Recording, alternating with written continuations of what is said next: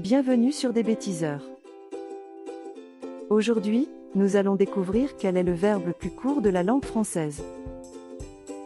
D'après vous, quel est le verbe le plus court de la langue française?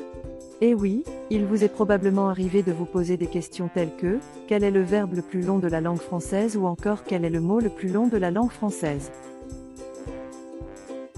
Toutefois, vous conviendrez qu'on se demande moins souvent quel est le verbe le plus court de la langue française.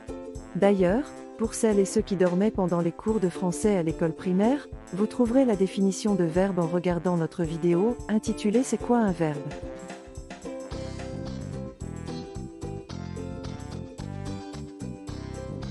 En outre, il est important de préciser qu'un verbe peut être soit à l'infinitif, soit conjugué.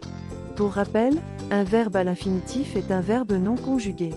Cela veut dire qu'il garde la terminaison qu'il associe à un groupe précis de verbes du premier, du deuxième ou du troisième groupe.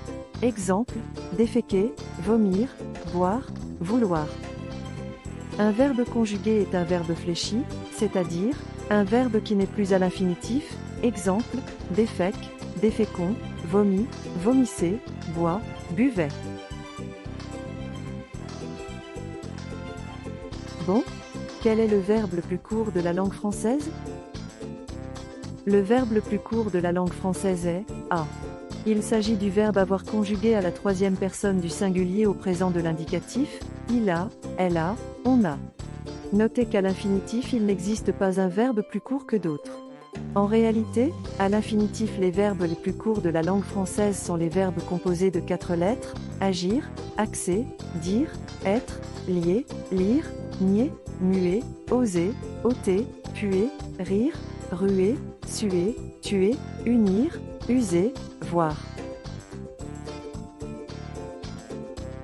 Enfin, si vous souhaitez en savoir davantage sur les verbes, regardez notre vidéo intitulée « Comment reconnaître le groupe d'un verbe ».